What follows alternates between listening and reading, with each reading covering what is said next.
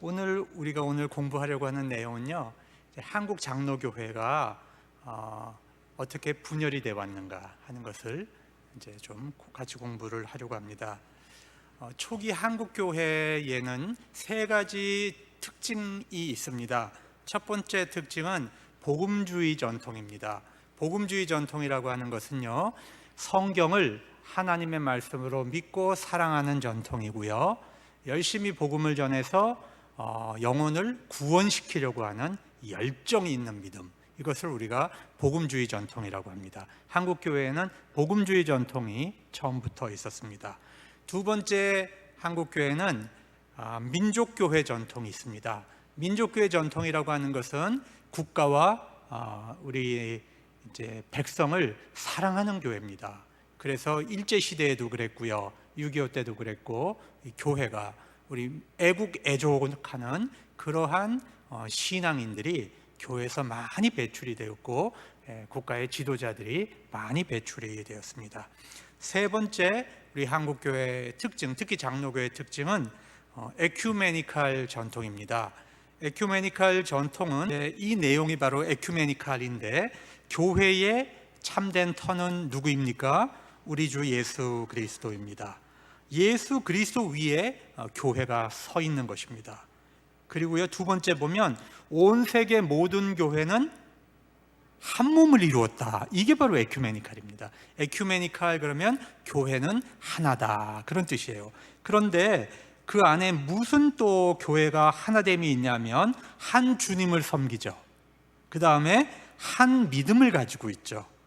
또 한 이름을 찬송하고 한 성경을 읽으며 다 같은 소망을 품고 늘 은혜를 받는다, 그렇습니다.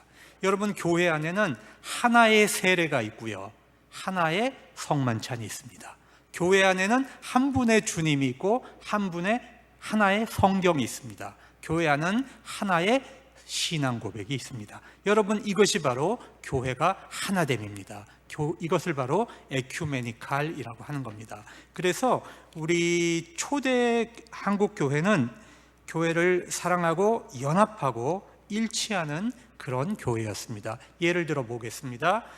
초창기에 장로교회가 4군데 교파에서 한국에 선교사를 보냈는데, 미국의 북장로교, 미국의 남장로교, 호주 장로교, 캐나다 장로교, 4개의 교파가 들어와서 4개의 장로교를 세우지 않고 다 교파를 없애고 딱 하나의 장로교를 세웠습니다. 그래서 한국 장로교는 출발부터 하나로 시작이 됩니다.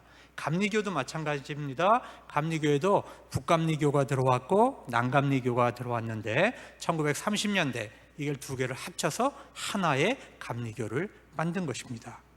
그 후에 감리교와 장로교가 1905년도에 하나가 되려는 운동을 했습니다. 그래서 선교사들과 한국교회 지도자들이 다 합의를 해서 우리가 장로교, 감리교 하지 말고 대한 예수교회를 세우자, 그렇게 합의를 했습니다.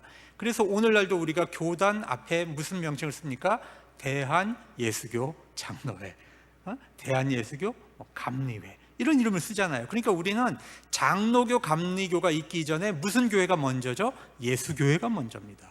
물론 이제 기독교회를 쓰기도 하지만 같은 것이에요. 예수교회지 장로교, 감리교보다 더 중요한 게 예수교회입니다. 이것이 바로 에큐메니칼 정신이었어요. 그래서 장로교, 감리교는 찬송가도 같이 만들고 신문도 통합하고 잡지도 통합을 했고, 심지어는 학교와 병원도 같이 통합을 해서 운영을 했습니다. 그러다가 한국교회는 1924년도에 조선예수교 연합공의회를 만드는데, 이것은 모든 교파를 초월해서 하나의 연합기관을 만든 겁니다. 오늘날의 NCC, 한국기독교교회협의회의 출발이 1924년에서 시작이 되고요. 그래서 국제선교회에 가입을 합니다. 1928년도에 이 국제선교회가 훗날 세계기독교교회협의회 WCC가 되는 겁니다. 그런데 1950년대에 들어와서 교회가 급속도로 분열을 하기 시작을 했습니다. 장로교회는요, 1952년도에 고신파, 고신교단이 분열을 했고요. 1953년도에 기독교 장로교 기장이 분열을 합니다. 그 다음에 1959년도에 예장 통합, 우리 교단이 이제 예장 통합입니다. 그 다음에 예장 합동으로 분열이 돼요. 그래서 통합이 운영하는 신학교가 이제 장로회 신학대학이고요. 합동이 이제 운영하는 신학교가 총신대학교가 되는 겁니다.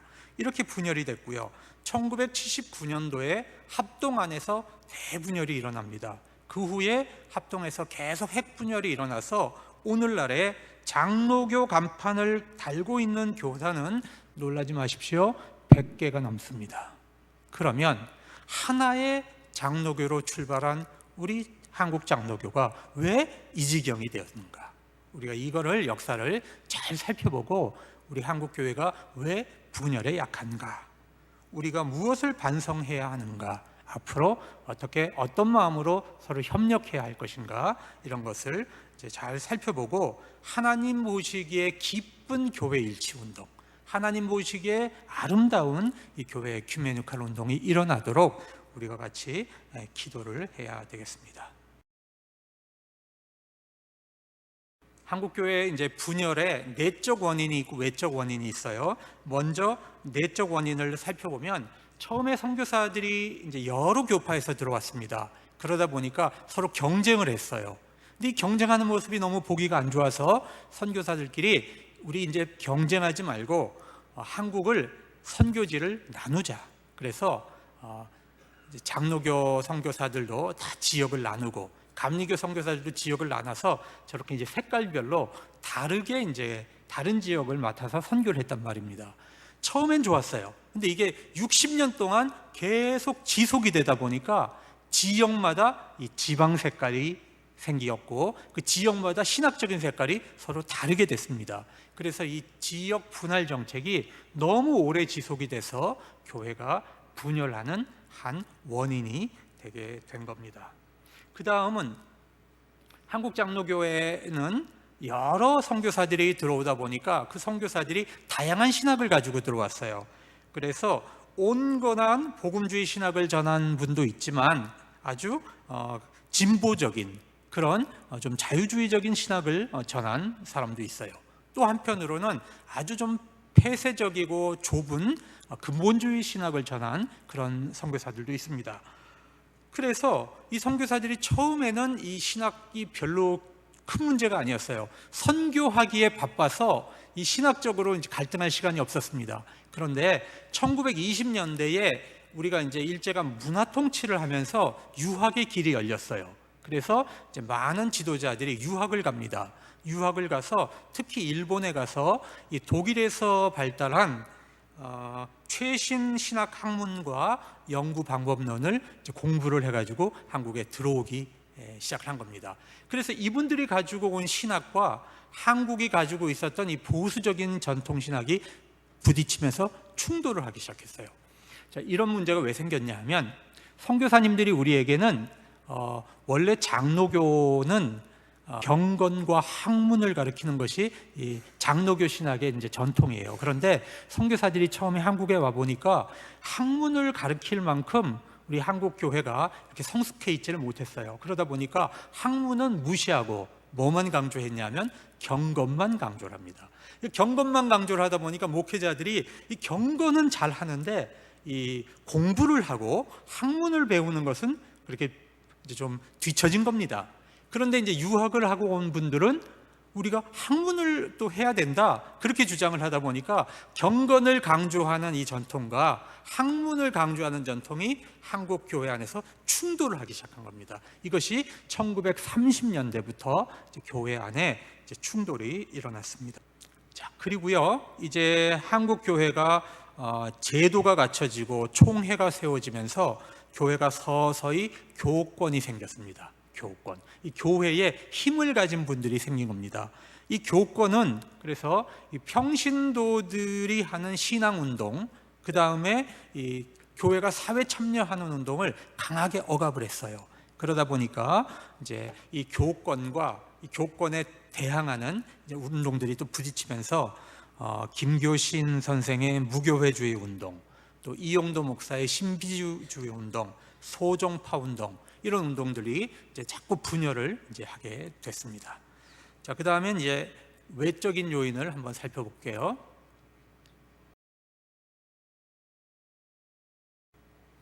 한국 교회는요, 해방 이전에 일본 사람들이 한국 교회 교단을 다 통합을 했습니다. 강제로. 그래서 일본 교회 밑에다가 갖다 집어넣어 버렸어요. 그리고 해방이 되니까 이제 환원을 합니다. 장로교인들은 우리 장로교회로 돌아가겠다.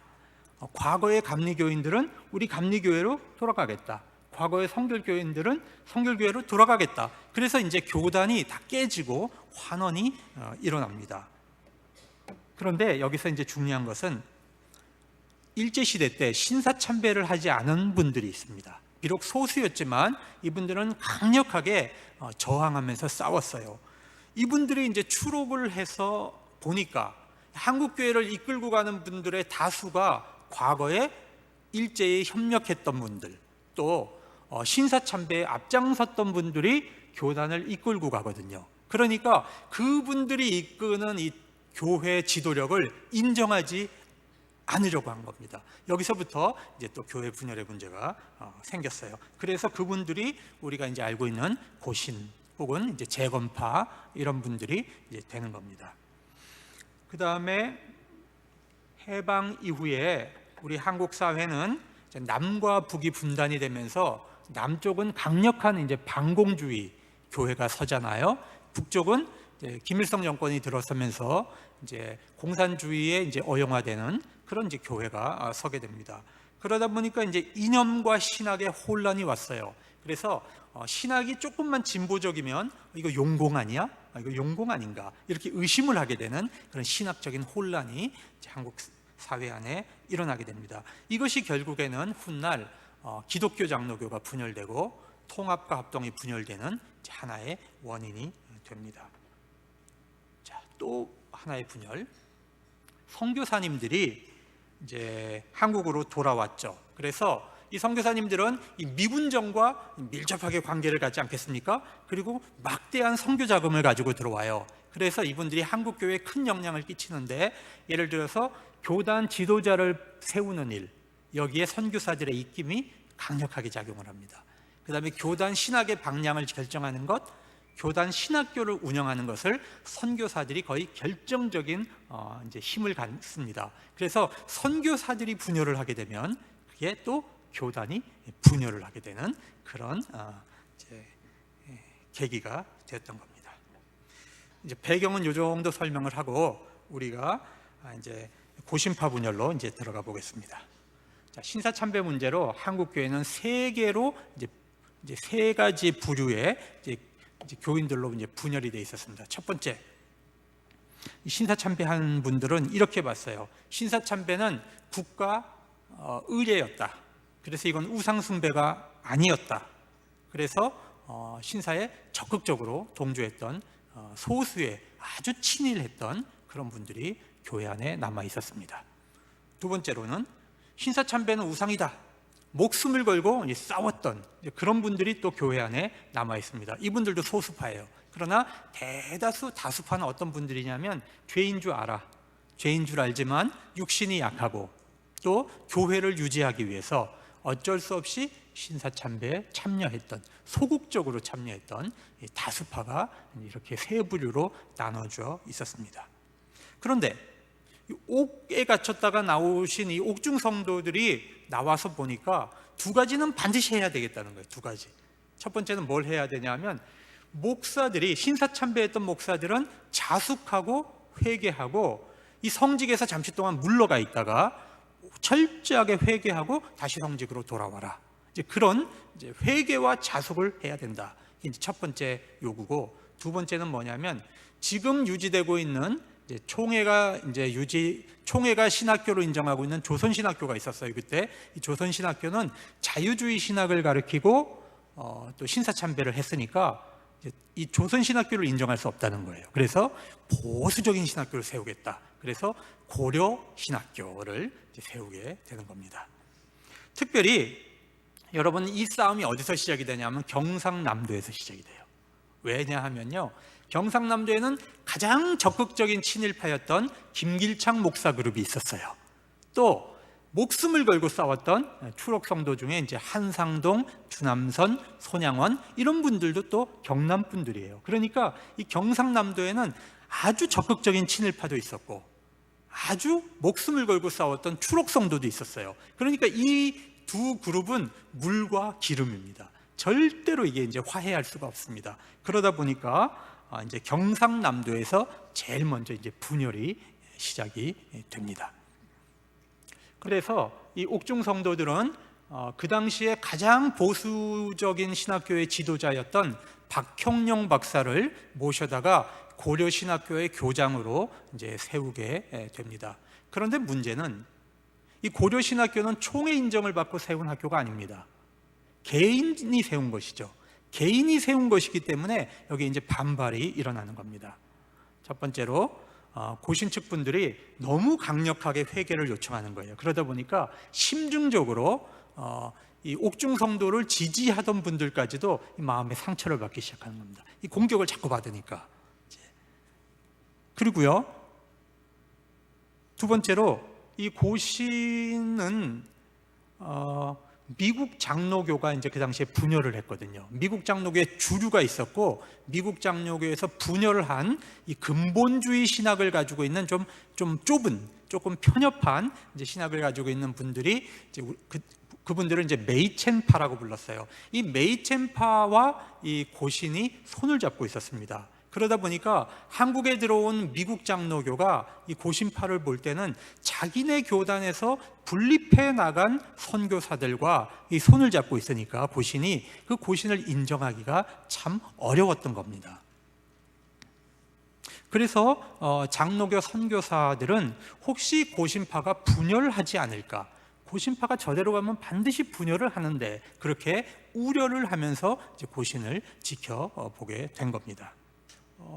맨 왼쪽에 계시는 분이 이제 고신, 이 세 분이 고신의 지도자들인데 맨 왼쪽에 계시는 분이 이제 박윤선 박사라고 하는 분인데 이분이 이제 고신 신학교를 이제 이끌었던 분이고요.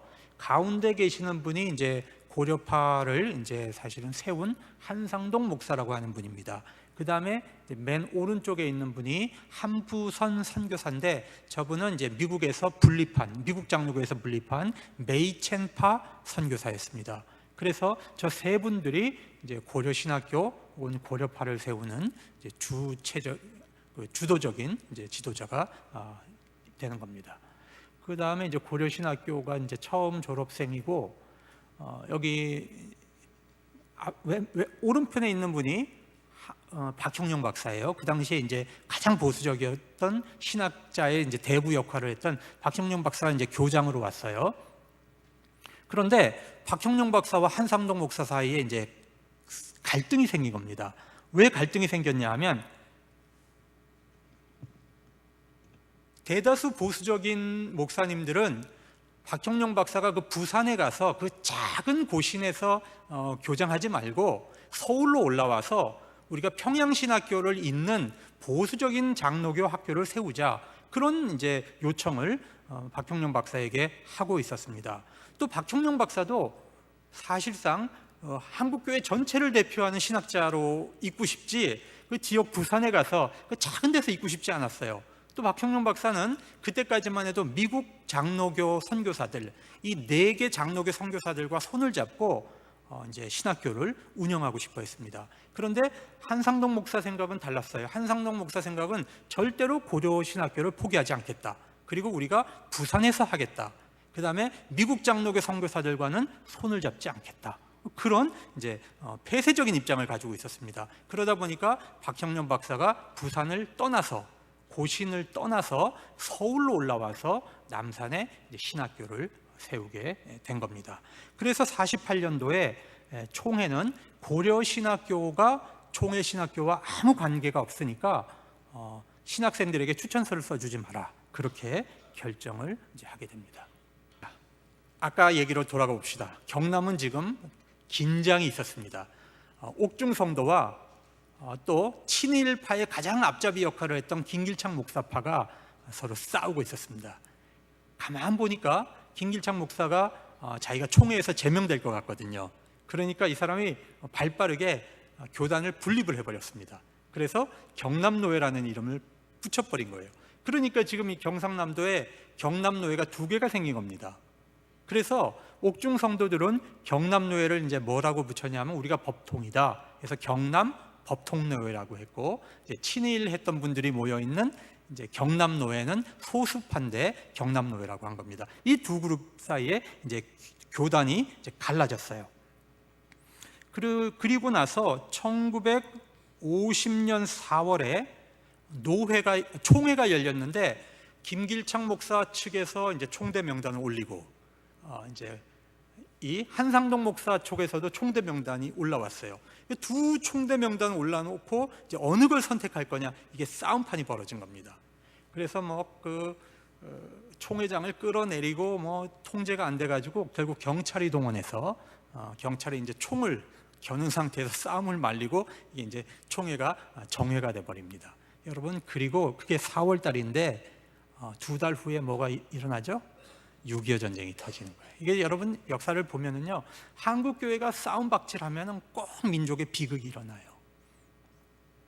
이래서 결국에는 이제 이 전쟁이 터졌어요. 그래서 51년 부산에서 총회가 속회됐는데 이 총회는 누구 손을 들어줬느냐?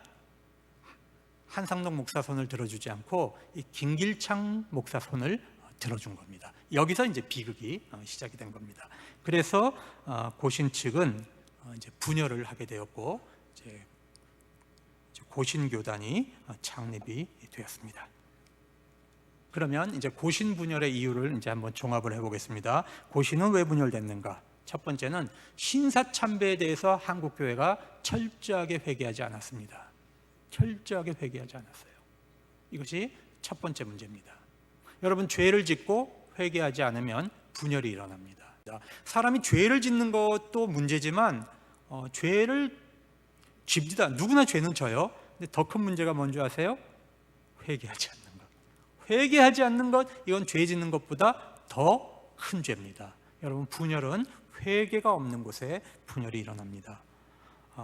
그리고요, 또 한국교회의 두 번째 큰 문제는 항상 지도자에 대해서, 한 사람 지도자에 대해서 너무 충성심이 강해요.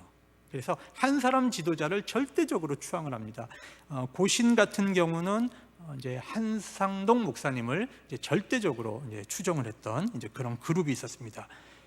그리고요, 고신 쪽에서도 우리가 문제를 지적할 수 있는데 영적으로 우월감이 있었어요. 이분들이 영적으로 우월감이 있다 보니까 이 총회가 회개하지 않는다고 해서 이 총회 권위를 완전히 무시해버리고 총회가 인정하지 않은 신학교를 세워서 독자적으로 그것을 운영하려고 했던 겁니다.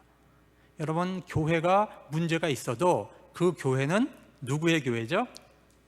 예수님의 교회입니다. 우리가 교회의 거룩성은 사람 때문에 생기는 게 아니에요. 교회의 거룩성은 인간이 비록 죄를 짓지만 그럼에도 불구하고 우리가 사도신조에서 뭐라고 고백해요? 거룩한 공교회와 거룩한 공교회를 믿는다고 고백하잖아요. 왜 거룩하냐? 인간은 죄인이기 때문에 교회를 더럽힙니다. 그런데 그럼에도 불구하고 교회는 누구의 몸이에요? 예수 그리스도의 몸이에요. 그래서 교회의 거룩성을 예수님에게 두어야지 교회의 거룩성을 사람에게 두면은 교회는 분열됩니다. 우리가 이거를 배워야 합니다. 그리고 또 하나의 문제는 미국 장로교에서 분열된 장로교 선교사가 이제 고신파와 손을 잡고 있었기 때문에 그것이 또 분열 이유가 된 겁니다. 자, 이렇게 해서 이제 고려파, 이제 고신이 분열됩니다. 자, 두 번째는 이제 기장 분열을 보겠습니다. 여러분, 해방 이후 남한에는 조선신학교가 있었어요. 이 조선신학교가 총회가 인정하는 신학교입니다. 그런데 이 총회 신학교는, 조선신학교는 일제시대에도 학교를 유지했기 때문에 친일을 했습니다. 소극적이었지만. 그리고 또 진보적인 신학사상을 가리켰어요. 그래서 이북에서 월남에서 내려온 목사님들이 볼 때는 이 조선신학교를 인정하기 싫었습니다. 그래서 보수적인 학교를 새로 세워야 되겠다, 이렇게 이제 결정을 합니다. 그런데 1947년도에 조선신학교에 다니던 51명의 학생들, 주로 이북에서 내려온 사람들이에요. 이분들이 내려와서 자기를 가르치던 이제 김재준 교수가 있었는데, 이 김재준 교수가 진보적인 신학을 가르친다 총에다가 진정서를 냈어요. 그래서 우리는 이 평양신학교 전통을 잇는 보수적인 신학을 배우고 싶지 진보적인 신학을 배우고 싶지 않다, 이렇게 진정서를 냈습니다. 그런데 이제 김재준 목사는 총회에다가 이제 자기 자기의 입장을 밝혔는데 이렇게 밝혔어요. 나는 성경은 하나님 말씀이고 신앙과 본분에 대해 정확무한 법칙임을 내가 믿는다. 성경이 하나님의 말씀을 믿는다. 다만 나는 학문으로서 내가 사용하는 방법론은 고등비평학을 쓴다. 이제 이런 입장이었습니다. 그런데 이제 박형룡 박사는 이제 뭐라고 얘기하냐면, 성경의 권위를 인정하는 사람이 어떻게 진보적인 학문을 하느냐, 이거는 모순이다. 그렇게 해서 이제 김재준 박사를 정죄한 겁니다. 그런데요, 실제 오늘날의 관점에서 보면 김재준 교수가 그렇게 자유주의자였느냐? 김재준 교수가 진보적이긴 했어도 자유주의자는 아닙니다. 오늘날의 관점에서 보면 이분의 방법론이 그 당시로서는 굉장히 충격적이었어요. 오늘날은 신학교에서 다 가르치는 겁니다. 그런데 그 당시에서는 우리가 경건만을 강조했고 학문을 강조하지 않았기 때문에 이 학문 방법론이 굉장히 충격적이었던 겁니다. 이게 이제 김재준 교수를 정죄하게 만든 겁니다. 그래서 이 사진은 이제 김재준 박사를 이제 그 진정서에서 진정을 했던 51명의 신학생들인데, 이분들이 훗날 여기에 이제 상당수가 훗날 합동 측의 지도자가 돼요. 이분들이 합동교단의 지도자가 됩니다. 김재준 교수고요. 이분이 이제 기장을 이제 만드시는 분이죠. 그 다음에 박형룡 교수, 저분이 합동교단을 만드시는 분입니다. 자, 그래서 이제 박형룡 박사는 남산에다가 신학교를 세웠어요. 이래서 이제 총회 신학교가 2개가 된 겁니다. 여러분, 어떻게 총회 신학교가 2개가 될 수 있어요? 그러니까 이건 이제 해결할 방법이 없으니까 총회가 어떤 결정을 했냐면 2개 총회 신학교를 다 문을 닫는다. 그리고 제3의 새로운 신학교를 만든다. 그렇게 해서 그것을 이제 총회에서 결정한 겁니다. 이제 총회 신학교를 만든다. 조선 신학교도 없애고 박형룡 박사의 남산 신학교도 없앤다. 그런데 실질적인 내용은 뭔지 아세요? 남산 신학교에 있었던 교수들이 그대로 총회 신학교 교수가 됩니다. 그 다음에 조선 신학교에 있었던 교수들은 전부 잘랐습니다. 그러니까 조선 신학교에서 이걸 받아들일 리가 없죠. 그래서 조선 신학교에서 이제 불복을 한 거예요. 불복을 한 겁니다. 그래서 결국 이제 최종적으로 이제 어떻게 나타났느냐?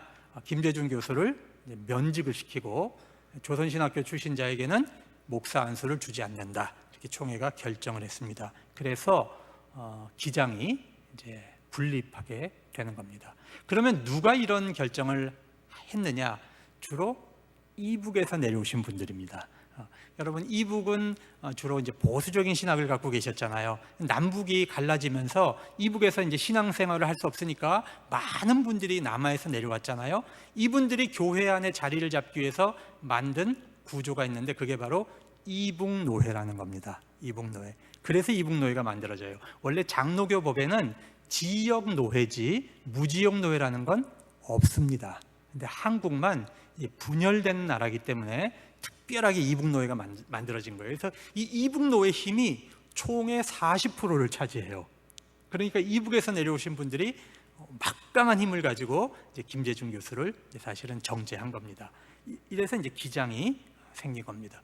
자, 정리해 보겠습니다. 기장 분열의 원인은 무엇인가요? 첫 번째, 보수신학과 진보신학의 갈등입니다. 두 번째는 김재준 목사에 대해서 절대적인 충성을 하는 이제 그런 또 그룹이 있었습니다. 세 번째는 주로 이제 서북, 평안도, 황해도 분들이 이제 함경도 분들을 이제 정죄한 겁니다. 지역적으로 보면 함경도는 이제 캐나다 선교사들이 선교했던 지역이기 때문에 진보적이라는 거죠. 그래서 이제 서북이 함경도와 충돌하는 지역 갈등이 있었습니다. 이게 이제 한국신학대학이고요. 여기서 이제 한신대가 생기는 겁니다. 이제 우리가 정작 관심을 가져야 될 거는 우리 이야기죠. 자, 통합과 합동입니다. 여러분, 한국교회는 일제시대의 모든 국제관계가 다 단절됐어요. 그래서 한국교회는 1948년도에 세계교회협의회가 창립되자마자 장로교회와 감리교회가 창립 멤버로 세계교회와 관계를 맺게 됩니다. 우리는 출발부터가 이제 WCC 창립교단으로 출발을 하게 된 겁니다. 그런데 합동과 통합이 분열되는 데는 크게 세 가지 이유가 있어요. 첫 번째는 우리 장로교 안에 에큐메니컬 운동을 하고 싶어 하는 이제 그룹이 있었고, 그것을 반대하는 그룹이 있었습니다. 자, 그게 첫 번째 이유고, 그거부터 설명을 하겠습니다. 여러분, 이 당시 1950년대는 전쟁 시기예요. 그러니까 미국에서도 냉전이 굉장히 심했습니다. 그러다 보니까 미국의 주류 장로교회는 에큐메니컬 운동을 이제 지지하고 갔어요. 그런데 미국에서 아주 보수적인 분들은 이제 WCC 안에 사회주의권 교회들이 들어와 있었거든요. 그래서 그 사회주의권 교회가 무슨 교회냐? 사회주의권 교회는 진짜 교회가 아니다. 그래서 WCC는 용공이다. 이렇게 비판을 이제 하게 된 겁니다. 근데 여러분 한번 생각을 해보시죠. 유엔의 사회주의 국가가 들어옵니까? 안 들어옵니까? 들어와 있죠. 유엔이 용공입니까? 우리가 그렇게 볼 수는 없는 거죠. 그러니까 이제 좀 이따 더 설명을 하겠지만, 여기서 이제 우리가 냉전 시대를 경험했기 때문에 사회주의권 교회를 교회로 인정하지 않는 분들이 있었어요. 이분들이 이제 WCC를 용공이라고 이제 비난하기 시작한 겁니다.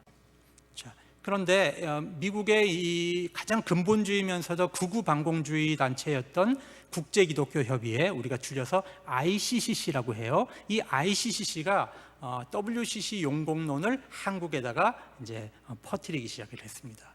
퍼뜨리기 시작을 했고, 그것을 이제 받아들인 분들이 누구냐면 아까 51명의 그 학생들, 그분들이 이제 모여서 한국 복음주의 협의회라고 이제 줄여서 NAE라 그래요. 그 NAE라는 단체를 만듭니다. 그래서 이분들이 이제 한국에서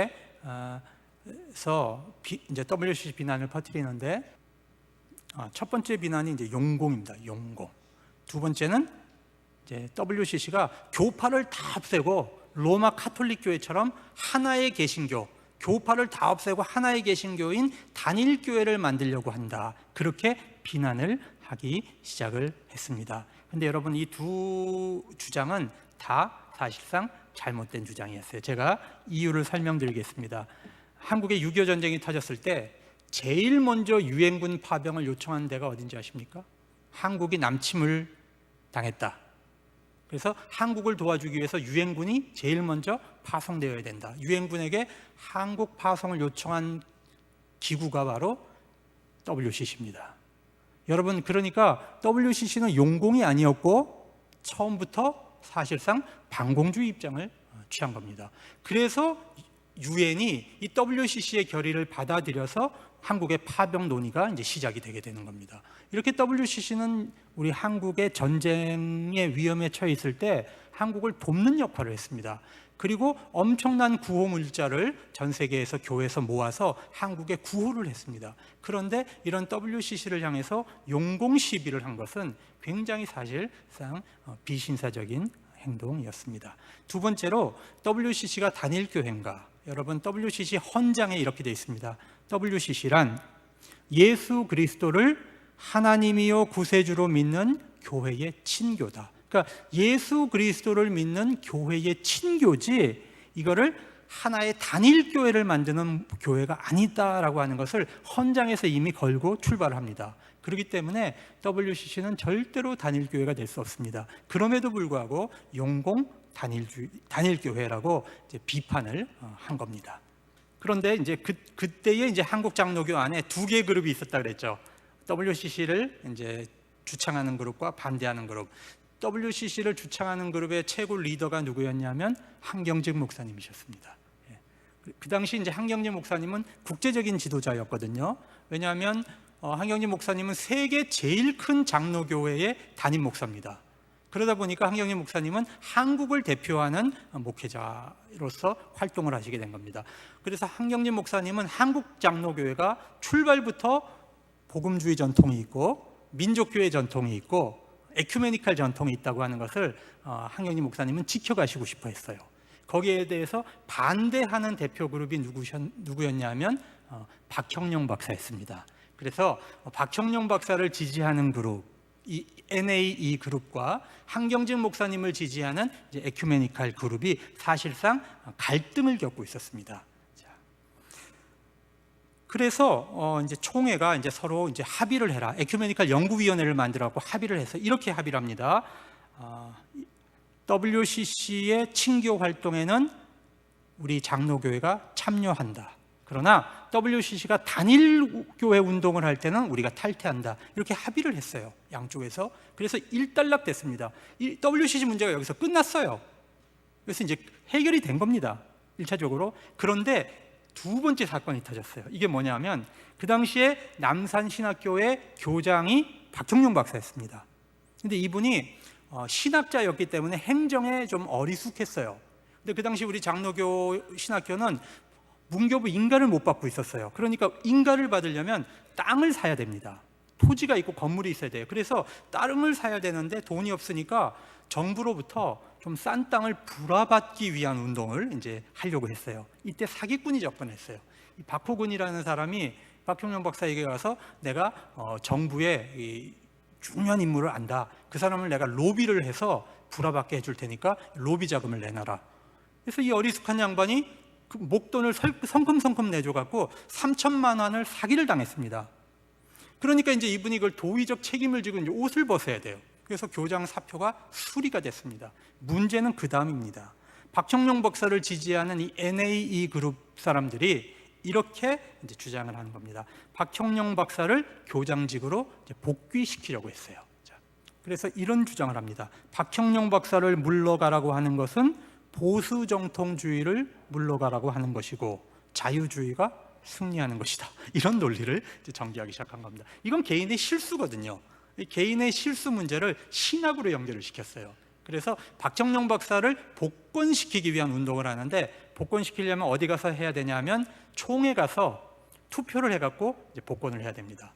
그럼 총회에서 투표해서 이기려면 노회에서 총대를 자기 편 총대를 많이 내보내야 총회에서 이기지 않겠습니까? 그래서 모든 노회가 싸움터가 돼버렸습니다. 그래서 그때부터 노회 안에서 에큐메니칼 운동은 용공이다, 좌경이다, 신신학이다, 이렇게 이제 비난을 하기 시작했습니다. 그래서 제가 인용문을 하나 가져오겠습니다. 1959년 봄 경북노회는 이때 NA파들을 중심으로 에큐메니칼 측표를 잠식하기 위해 WCC의 용공 문제를 들고 일어나 이를 최대의 무기로 삼았다. 그들을 아예 신신학이요 용공주의자로 몰아붙였다. 여러분, 이게 통합 측 사람이 쓴 거라면 이거는 이제 역사적으로 꿈이었다고 할 수 있죠. 근데 이게 어디 겁니까? 총신 90년사입니다. 그러니까 합동 측 분이 쓴 거예요. 합동 측 분이 쓴 역사 기록에 이렇게 돼 있습니다. 그러니까 이건 양심적으로 인정을 한 겁니다. 그 시대 분위기를. 그러니까 지금 일어나고 있는 WCC에 대한 모든 논쟁과 문제는 실제로 WCC가 그랬다기보다도 바로 이런 교단 분열의 과정에서 에큐메니칼 측을 공격하기 위해서 사용했던 논리, 그것이 오늘날 다시금 이제 사용되고 있는 그런 논리인 것입니다. 그래서 합동측 분들이 지금 이 WCC 이제 2014년 부산 총회 문제를 갖고 이제 펄펄 뛰는 게 바로 과거에 이런 상처들이 있기 때문에, 이런 문제들이 있기 때문에 지금 그것이 연장선 속에서 이루어지는 겁니다.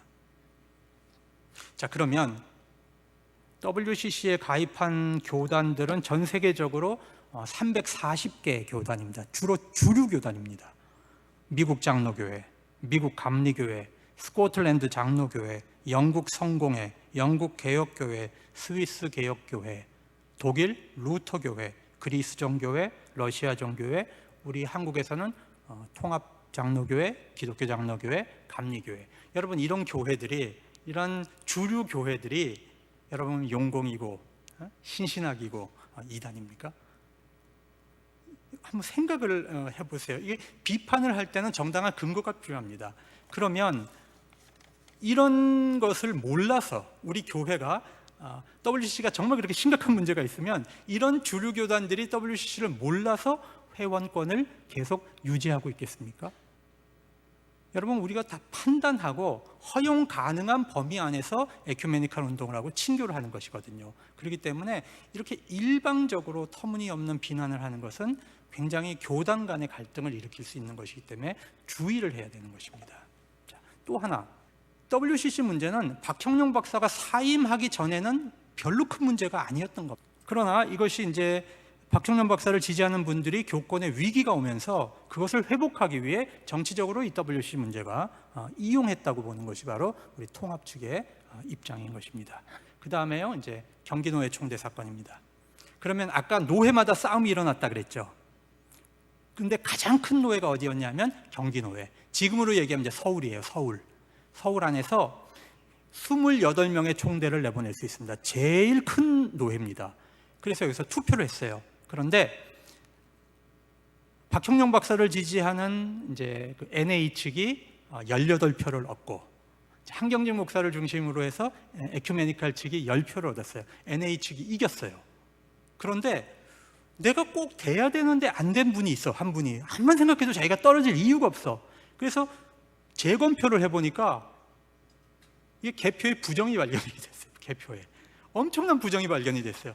그래서 이 에큐메니컬 측에서 이제 들고 일어났어요. 이건 인정할 수 없다. 다시 해야 된다.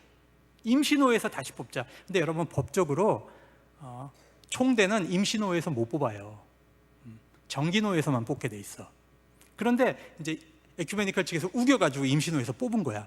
그런데 이제 NA 측에서 같이 하기로 합의를 해놓고 싹 안 나와 버렸어. NA 측에서. 그러면 에큐메니컬 측만 모인 거예요. 그래서 투표를 해서 얼마가 나왔냐면, 얼마가 나왔어요? 26대 2로 에큐메니컬 측이 완전히 이겨버렸어. 왜 그랬을까? 이거는요, NA 측에서 생각이 있었어요. 어차피 우리가 총회 가서 투표하면 우리가 이긴다. 자신이 있었습니다. 그래서 임시노회에 안 와버린 거예요. 그리고 그냥 간 겁니다. 자, 이렇게 해서 1959년에 이게 이제 대전노회가 열린 건데요. 이게 이제 분열노회입니다. 자, 그렇게 해서 경기노회에서 이제 정기노회 총대 명단, 임시노회 총대 명단 2개가 올라왔어. 이걸 결정을 해야 되잖아요. 그러니까 이거 어떻게 결정해야 돼? 전체 총대가 이제 투표를 하기로 했어요. 합의를 했어.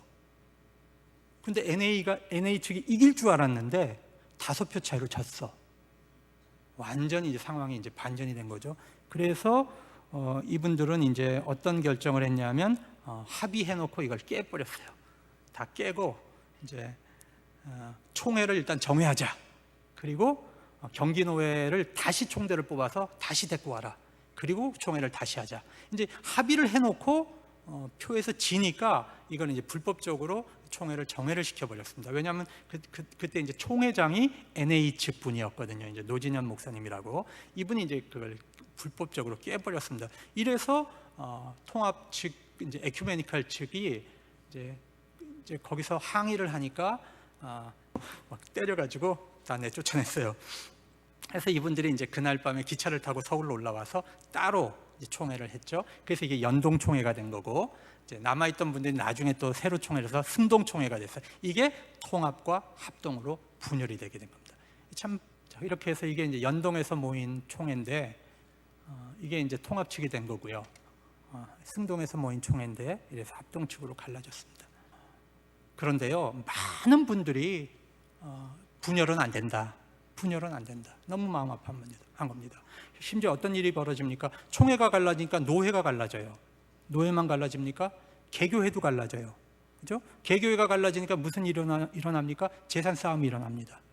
한 집안에서도 에큐메니컬을 지지하는 분과 안 지지하는 가족들끼리 밥 먹는 자리에서 싸움이 일어난 적이 있었어요. 아버지는 교회를 안 나가시는데 형제들끼리 편이 갈렸어요. 그래서 밥 먹는 자리에서 싸움을 하니까 아버지가 자리에서 벌떡 일어나서 이 상을 확 뒤집어 엎으면서 이놈들아, 그따위로 하려면 교회 나가지 마라. 그럴 정도로 한국 교회가 완전히 절망 상태로 지금 이제 도달하게 된 겁니다. 그래서요, 통합 측에서는 이제 WCC를 우리가 탈퇴하겠다, 합치자. 그래서 WCC는 그 통합 측에서는 WC 탈퇴를 결의했습니다. 59년도에. 그래서 이제 합동 측하고 다시 합치기 위한 노력을 이제 합니다. 그런데 이제 합동 측에서는 뭐라고 요구를 하냐면 WCC만 탈퇴해서 안 된다. 이제는 NCC까지 다 탈퇴해라. 그리고 미국 장로교와의 관계를 다 끊어라. 이제 사실 들어줄 수 없는 강한 요구를 사실 한 거죠. 그렇게 해서 한국 장로교회는 그 당시에 미국 장로교회와 관계를 끊는다라고 하는 것은 사실 상상할 수 없는 상황입니다. 전쟁 직후였고 한국 교회가 거의 경제적인 자립이 안 되는 상황이었기 때문에 미국 장로교회와 손을 끊는다, 이건 사실 힘든 상황이었습니다. 그래서 결국에는 합동 측과 재결합하지 못하고 그렇게 이제 물러가게 되었습니다. 그래서 예장 통합은 10년 동안 WCC를 탈퇴했습니다. 그러다가 59년도가 지난 69년도에 이제 경기노회에서 합동과의 재통합은 불가능하니까 이제 다시 WCC 활동을 하자, 그렇게 해서 1970년대 가서 우리 교단은 다시 활동을 시작하게 된 겁니다.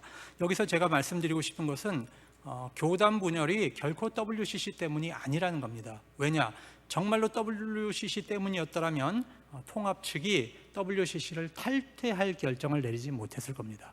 여러분, WCC 문제가 그렇게 중요한 문제가 아니었어요. 우리 교단이 그것 때문에 목숨을 걸 만큼 그렇게 WCC가 중요한 문제가 아니었다는 겁니다. 할 수도 있고 안 할 수도 있는 문제입니다. 그러나 본질은 뭐냐? 교권 싸움이었습니다. 이게 교권 싸움이었는데 이거를 이제 WCC 문제로 사실은 다른 방향으로 이제 끌고 갔다고 보는 것이 옳습니다. 교회가 통합하기 위해서 중재위원들이 나서서 양쪽 지도자들을 모아서 지금 회의하는 장면이고요. 이것도 여기 이제 한경진 목사님이신데요, 다시 통합하자, 이런 이제 논의를 하는 겁니다. 그래서 합동과 통합의 분열 원인은 첫 번째는 교권 갈등이었다, 교권 싸움이었다. 두 번째, 지도자 개인에 대한 지나친 충성심 때문이었다. 박형룡 박사 개인의 한 개인의 실수인데 이거를 신학적인 문제로 확대시켜서 WCC 논쟁까지 이제 끌고 간 것은 좀 비신사적인 행위였다, 그렇게 봅니다. 그 후에 합동 측은 WCC 영구 탈퇴를 결의하게 되었습니다. 그리고 나서 합동 안에서는 계속적인 이제 교단 분열이 일어나는데, 왜냐하면 한번 분열한 교회는 계속 분열을 하게 됩니다. 그래서 이거는 이제 미국의 ICC라고 하는 극우 반공주의 쪽에서 돈을 지원해서 한국 교회를 분열시켰던 이런 이제 계보도입니다. 그래서 이거에는 잘 안 보이시겠지만 여기서 이제 대신 교단도 이쪽 ICCC 자금으로 분열이 됐고요. 합동 안에서 호혼이라는 데가 있습니다. 호혼 교단도 ICCC 자금으로 분열이 됐습니다. 그 다음에 이제 다양한 교단들이 연합교단, 성합 측 다양한 교단들이 이제 ICCC 자금에 의해서 이제 분열이 됐고요. 여기 보시면 이건 1979년도에 합동 측 안에서 이제 주류와 비주류로 크게 분열이 됐고, 그 후에 비주류 안에서 계속적인 이제 핵 분열을 하는 그런 모습을 보여주고 있지 않습니까? 그래서 이 신학적인 폐쇄성은 교회를 계속 이렇게 분열시킨다라고 하는 것을 우리가 알 수 있습니다. 자, 오늘 읽은 본문에 대해서 이제 말씀을 좀 정리하겠습니다. 조금 지났지만 오늘 읽은 말씀이 굉장히 중요하기 때문에 제가 요한복음 17장 11절로부터 22절까지 한번 같이 읽어보겠습니다. 이게 왜 중요하냐면 예수님께서 세상을 떠나시기 바로 직전에 제자들 남겨놓는 모든 교회를 위해서 예수님이 대제사장으로서 중보기도 하시는 겁니다. 그러니까 유언입니다. 예수님의 유언의 기도와도 같은 겁니다. 그러니까 예수님이 가장 마음에 담고 있는 것, 남겨진 제자들과 교회를 향해서 예수님이 가장 마음 아파하시는 것, 그것을 담은 유언의 기도입니다. 그래서 이거는 여러분 굉장히 중요하게 읽어야 되는 구절입니다. 11절 제가 읽고 짝수는 여러분이 읽어주시기 바랍니다. 나는 세상에 더 있지 아니하오나 그들은 세상에 있사옵고 나는 아버지께로 가옵나니 거룩하신 아버지여 내게 주신 아버지의 이름으로 그들을 보전하사 우리와 같이 그들도 하나가 되게 하옵소서. 지금 내가 아버지께로 가오니 내가 세상에서 이 말을 하옵는 것은 그들로 내 기쁨을 그들 안에 충만히 가지게 하려 함이니이다. 내가 비옵는 것은 그들을 여기서 그들은 제자인데요, 바로 교회를 나타내는 겁니다. 우리들이 다 여기에 포함되는 겁니다. 그들을 세상에 데려가시기를 위함이 아니요 다만 악에 빠지지 않게 보전하시기를 위함이니이다. 그들을 진리로 거룩하게 하옵소서. 아버지의 말씀은 진리니이다. 또 그들을 위하여 내가 나를 거룩하게 하오니 이는 그들도 진리로 거룩함을 얻게 하려 함이니이다. 아버지여, 아버지께서 내 안에 내가 아버지 안에 있는 것 같이 그들도 다 하나가 되어 우리 안에 있게 하사 세상으로 아버지께서 나를 보내신 것을 믿게 하옵소서. 내게 주신 영광을 내가 그들에게 주었사오니 이는 우리가 하나가 된 것 같이 그들도 하나가 되게 하려 함이니이다.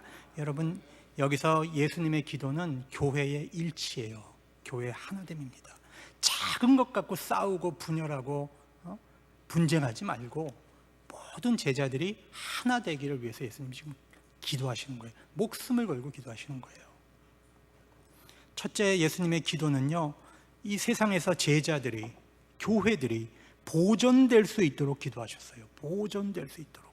나는 아버지께로 가옵나니 거룩하신 아버지여, 내게 주신 아버지 이름으로 저희를 보존하사 우리와 같이 저희도 하나가 되게 하옵소서.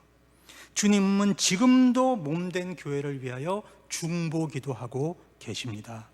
하나님 우편에서 주님은 계속 우리를 위하여 중보하고 계세요. 우리에게 두 분의 대원자가 있는데 한 분이 하나님 우편에 계신 예수 그리스도, 또 한 분이 성령님이세요. 그 주님의 중보로 인해서 우리가 악한 시험과 제약에 빠지지 않고 지금 하나님의 자녀로 우리가 살고 있는 거예요. 그래서 우리는 겸손해야 하고 우리는 늘 감사해야 하는 것입니다. 바로 이 겸손과 감사가 교회를 하나 되게 하는 그 능력인 것입니다. 두 번째, 주님은 교회의 일치를 위해 기도하셨습니다. 아버지께서 내 안에 내가 아버지 안에 있는 것 같이 저희도 다 하나가 되어 우리 안에 있게 하사 기도하셨습니다. 여러분, 성부, 성자, 성령 삼위일체 하나님은 각각 삼위가 서로 안에 계시죠. 서로 안에 계십니다. 그래서 여기서는 지금 성령님은 언급되지 않지만 아버지께서 내 안에, 내가 아버지 안에, 마찬가지입니다. 성령님이 주님 안에, 주님이 성령 안에, 성령님이 아버지 안에, 아버지께서 성령 안에, 이렇게 같이 있는 거예요. 그러면 그 안에 뭐가 일어나겠어요? 그러나 본질이 같으시기 때문에 그 안에 친교가 일어나요. 삼위 하나님 안에서 친교가 일어나는데 이 친교가 바로 성도의 교제를 할 수 있게 하는 능력인 것입니다. 여러분, 성도들끼리 사랑해서 이 교제가 나오는 것이 아니라 삼위일체 하나님의 친교에 우리가 참여함을 통해서 하나가 되는 거예요. 그러니까 교회의 일치는 인간의 노력으로 이루어지는 것이 아니고요, 교회의 일치는 하나님이 주신 일치를 지킬 때 교회의 일치가 일어나는 거예요. 모든 교회는 하나님이 주신 일치를 가지고 있어요. 비록 죄 때문에 갈라져 있지만, 비록 언어가 달라서 갈라져 있지만, 비록 교리가 조금 달라서 갈라져 있지만 그 안에는 뭐가 있어요? 하나된 통일성이 있습니다. 이것이 하나님이 주신 일치인데 이것이 바로 예수 그리스도의 복음이고요, 이것이 바로 우리의 신앙 고백이고, 이것이 바로 세례고요, 한 세례고 한 성만찬입니다. 한 신앙 고백이에요. 그래서 이걸 서로 인정하면 우리가 좀 달라도 인정할 수 있어요. 하나님의 교회로 인정해야 됩니다. 교회가 그 일치됨을 세상에 보여야 할 책임과 사명이 있는 겁니다. 그렇기 때문에 에큐메니칼 운동은 해도 되고 안 해도 되고 그런 게 아니에요. 교회가 가지고 있는 본성입니다. 교회의 하나됨을 세상에 나타내 보이는 것은 교회가 본질적으로 해야 될 사명입니다. 바로 예수님의 기도 안에 그것이 나타나 있지 않습니까? 세 번째로, 주님은 교회가 선교하기 위해 일치해야 한다고 기도하십니다. 오늘 읽은 본문에서 이렇게 말씀하시잖아요. 예수님께서 저들도 다 하나가 되어, 21절 같이 한번 읽어보시겠습니다. 아버지여, 아버지께서 내 안에 내가 아버지 안에 있는 것 같이 그들도 다 하나가 되어 우리 안에 있게 하사, 그 다음이 중요해요. 시작. 세상으로 아버지께서 나를 보내신 것을 믿게 하옵소서. 여러분, 교회가 하나 되어야 우리가 선교하는 힘이 나와요. 교회가 분열되어 있는데 세상 사람들이 복음을 진지하게 듣겠어요? 너희나 싸우지 마라 그래요. 너희나 싸우지 마라. 하나님께서 주님을 세상에 보내신 것은 사람들이 주님을 믿게 하기 위함인데, 그러기 위해서 교회가 일치되어야 한다. 예수님이 기도하십니다. 분열된 교회는 선교하기 어렵습니다. 한국 장로교회도 교회가 분열된 이후부터 선교가 어려워졌어요. 이단들이 활개를 치고 교회가 많은 시험에 빠집니다. 1950년 고신과 총애측이 싸울 때 6.25 전쟁이 터집니다. 1959년 합동과 통합이 싸웠을 때 그 직후 3.15 부정선거와 4.19가 터졌습니다. 1979년 합동의 주류와 비주류로 분열됐을 때 그 직후 12.6 사태가 나고 광주 민주화 항쟁이 일어나게 됩니다. 여러분, 이것을 우연이라고 생각하지 마세요. 한국 장로교회가 갖는 위치가 그만큼 우리 민족사 속에서 중요해요. 결론 말씀드리겠습니다.